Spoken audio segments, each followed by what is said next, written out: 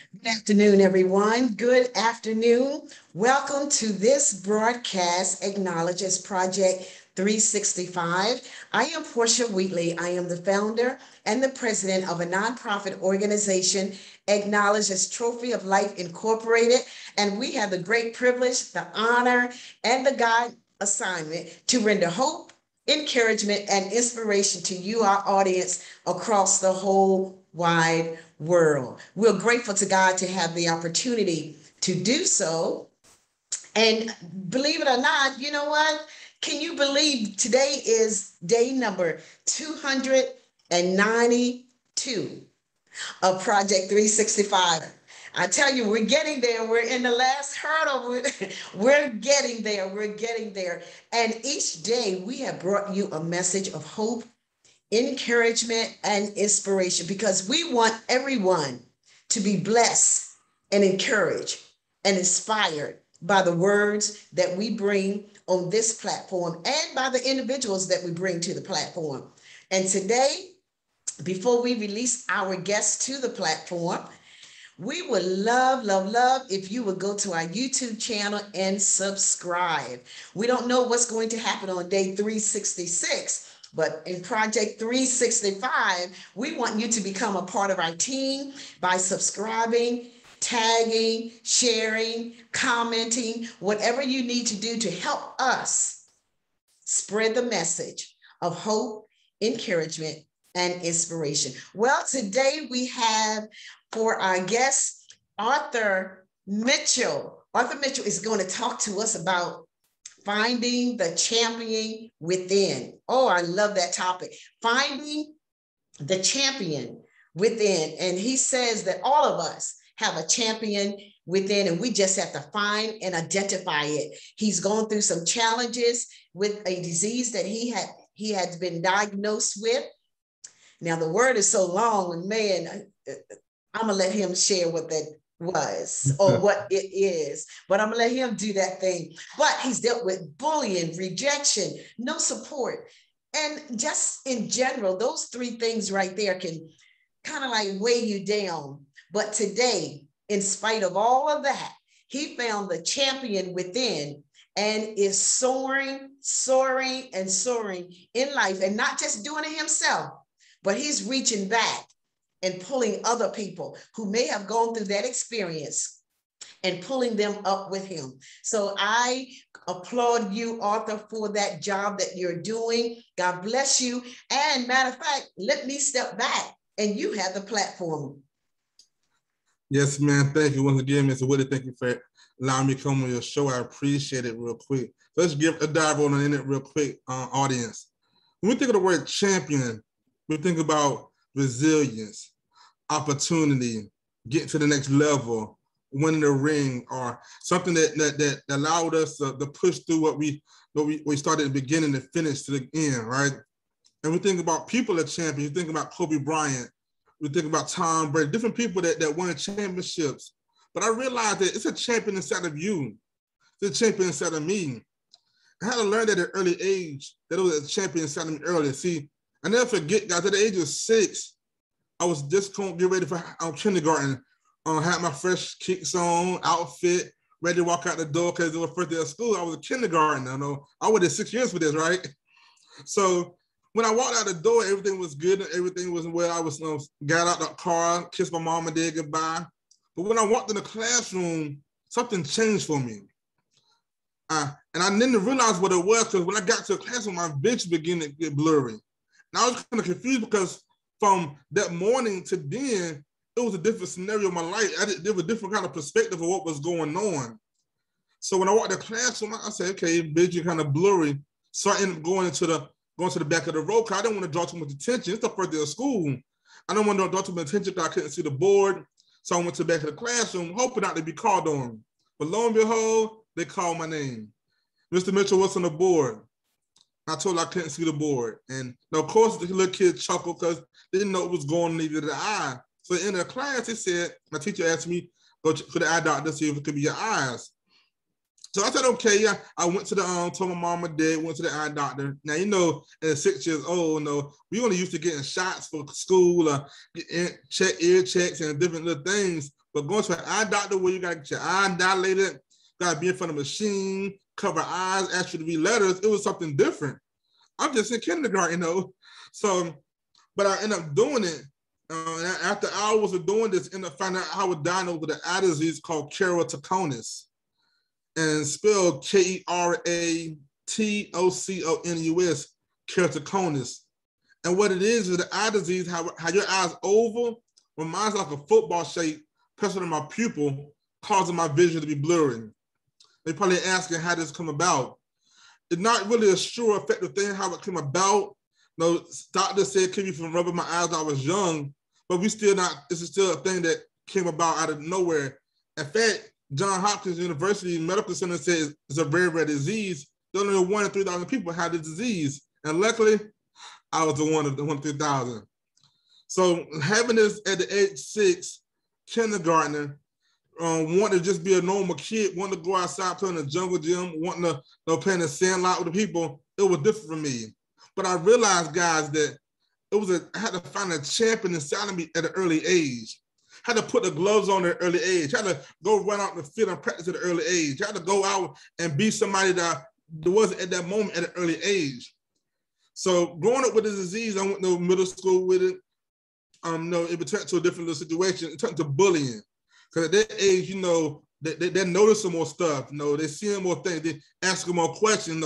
Why your eyes look so funny? Or why you wearing thick glasses? Or why you so close to the board? So it was so many different things coming at me that all I could do was hold it inside because I couldn't explain to one, what it was, and 2, it was something that's very rare. We all in middle school that we just really learning life. So able to explain to them about a disease that I don't know nothing about like that was kind of hard. So I held it inside, and I always say the saying like sticks and stones may break your bones, but words never hurt you.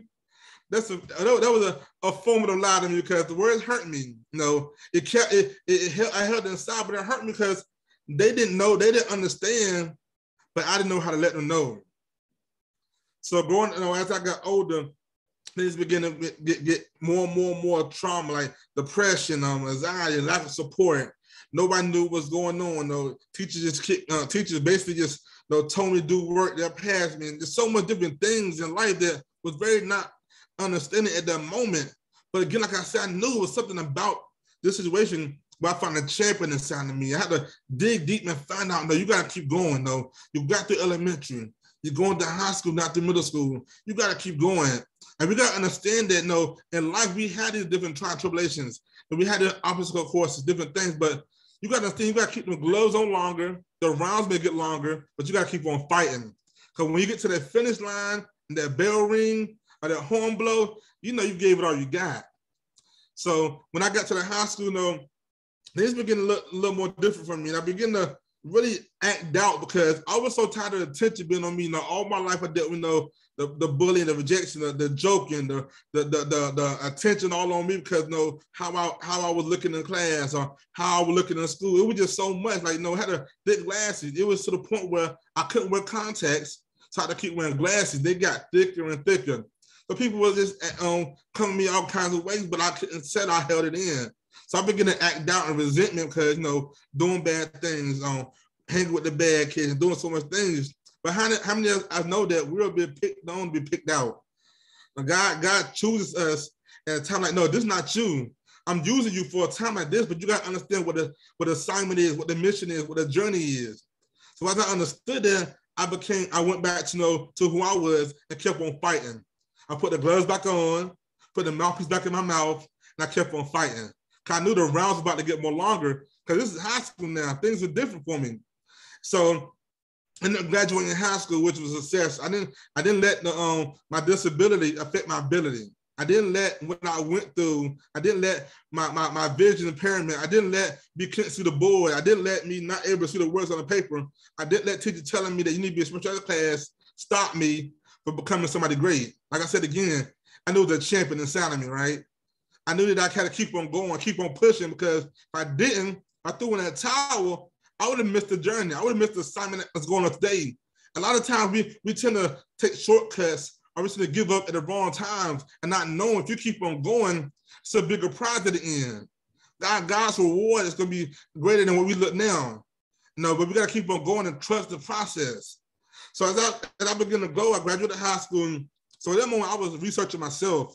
I wanted to find out, is there a cure for this? You know, I wanted to really see, well, I have this. Nobody really said nothing. I'm gonna dig deeper. So I found out a doctor in Durham, North Carolina, who actually specialized in keratoconus. They told me about a procedure called the corneal transplant. And what a corneal transplant is a procedure where they take out your cornea and give you a deceased cornea to help your vision better. So you're probably saying like, wow, they're gonna take out your eye and do this and that. I thought the same thing. No, like I watched on TV, I thought about, I mean, wake up to X-ray vision, I mean, make up something crazy because I didn't know what was going on. I just like, man, like my eyes, like what I'm gonna do about this? But at the moment, guys, I want to be normal again, right? I was tired of dealing with this eye disease so much. I was tired of dealing with so many traumas, so many challenges, so many failures, so many can't do this, can't do that because you can't see, can't play sports, but you can't see the field. I was just tired. So I want to find something that's going to help me be better and become a normal person again. Sounds good. So I ended up going with the surgery. Not knowing it was going to take 7 eye surgeries for me to get to where I get to a clear sight for my vision. Probably saying 7. Yes, the first one I got was great, but in the rejection because the tissue in the cornea wasn't strong enough for my eyes. Second one, same situation. But the third one, both my eyes ended up getting in the disease. So I'm looking like 2 eye surgeries on both eyes, kind of crazy, but I knew that I gotta keep on fighting, that the gloves had to come on more, the rounds had to get longer, and I had to keep on fighting because when the bell rings and that horn blows, it's gonna be a gold award at the end of the thing. So I kept on going. So once after the fifth eye surgery, that's when a pivotal point in my life happened. You know, I woke up and the doctor said, "You almost died on the surgery table." I'm like, "Die?" He said, "Yes. When we try to wake you up, you don't wake up. You have to use a shock treatment." And then my mind like, wow, like this is the 5th surgery but everything was good, but now I'm about to wake up.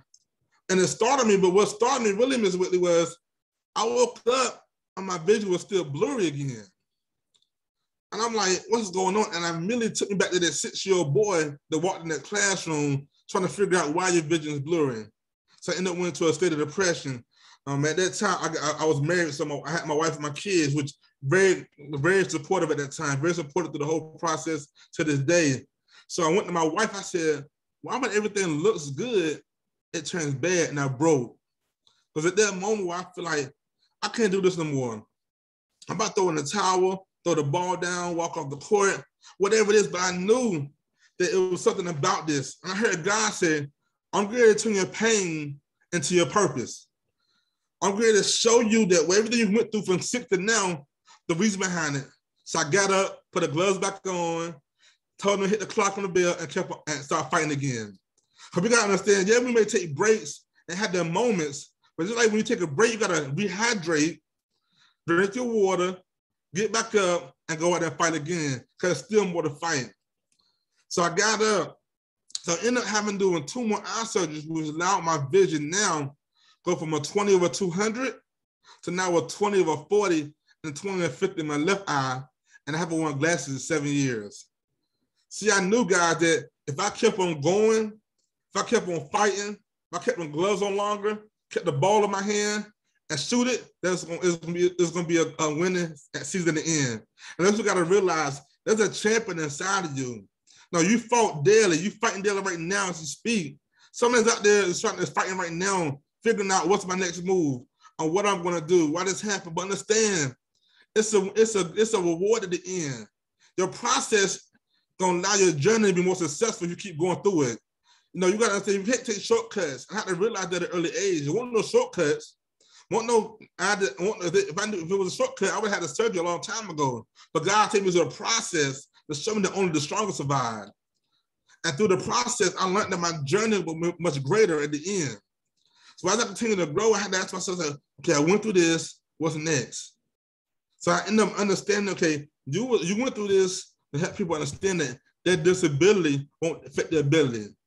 that even they may have an ailment, even they may go through a situation that you will show them how to overcome challenges, obstacles, and keep on fighting, and show them the champion inside of them too. So that's why I'm at today, allowing myself to really understand that life can throw you loopholes. Things can happen in who you are. Things may happen in life. Life happens every day. Deaths, job failures, house repos, but you got to understand the champion inside of you. If you get back up and know who you are, and know the power we have inside of us, we're created with power. We were created by the almighty power. So the greater is he that is in us than he that is in the world. So no matter what you're going through, no matter who you are, your life is about fighting. If you keep on going, keep on growing, I promise you, once you get to the end, that bell blow, that horn sound, you will see the greater reward and know that you fought for everything you got. Man. Look, you were going more and more. Anybody that knows me, when we get to that point, I'm like, let me go, just give God a praise. That was a great presentation, testimony, encouragement, inspiration. I appreciate that. Everything you shared, I appreciated that, because everybody, everyone, every person, boy, girl, man, woman, has a champion in them. God created them. They have a champion in them. And I like what you said when you talked about trust the process. Don't abort, because when we don't go through the process, I always say, when you're starting an assignment or doing even a project, you start with step A, and you go to B. So we don't want to detour from the process or the journey that we have to take and start with A and jump to F and have to go back and do B. Yeah. Don't detour it. The assignment is there. The glory is going to be at the end, but he's going to give you some light in the middle of it. But I can see with the gloves, the boxers in the ring, keep those gloves on, and the word of God is your weapon, and the blood of Jesus is your weapon. All of what you need is inside of you. Look within. When we begin to look without, we find those things that God did not assign to the process. That is amazing. And when you talked about going through this stage of holding in, it was more so holding in anger or holding in the fact that you could not see like everyone else, or you could not accomplish things like other people. But that was all a part of the process, because now you appreciate what things you went through, because it made you a stronger man of who you are today. That is amazing. I can imagine rather the glasses you say you had to wear, a part of the process. Not being able to see as clearly as part of the process. Now, if I would go into a setting of where you had to experience, I would not be as effective as you, because I've never experienced a problem with my eyesight. So I always say this, even a pastor who delivers a message from the pulpit, he would not be able to minister to an individual as you can, because he's not been through an experience. Experience is the best teacher. And I know there are times when what situations that we do not experience, God gives us the wherewithal to actually say what is needed and be in place when we're needed. It is amazing. And then now you travel across the country talking about this organization that you with, or the company that you with. Share about who I Am is. Yes, man. Yes, man. So my company is called Zaj Inspiration LLC, and stands for my kids' names, Zamaya, Armian, and Jaden. My three wonderful, beautiful kids, 2 boys, 2 girls, and 1 boy. And we are a special education consultant. We help bridge the gap in education for special needs kids and for staff by showing them by accepting who they are, making adjustments, and most importantly, living a healthy lifestyle. And the I Am brand is very dear to me because it stands for I Am Art Mitch. We changed the logo now to EYE, because it talks about Mr. I Am with my eyes. But if you got words, if you can see the words, that I am bold, smart, confident, determined, successful, and enough. And the affirmation I start to speak to myself daily throughout my whole process to keep me going. Even when I felt like I got to give up, I was bold. Even though I wasn't smarter for that test, I couldn't see I was smart. Even though I couldn't go out and do the thing, I was confident. Even though I knew I wasn't going, I had to pass, graduate high school, I was successful. And the more importantly, even though my eye disease and what I went through, I was still enough. Because no matter what I went through, I knew who I was. I knew the power I had in me. I knew the blood's going to help me defend the negativity and turn my life into a positive aspect. That is wonderful, wonderful. I love the way you worded it here, how you travel across the world, speaking and teaching with, is something what you just said, with the I Am program and a professional development programs for students and staff. Your main purpose is to help bridge the gap in the education field by helping kids with disabilities understand their purpose and reminding them that their disability does not affect their ability.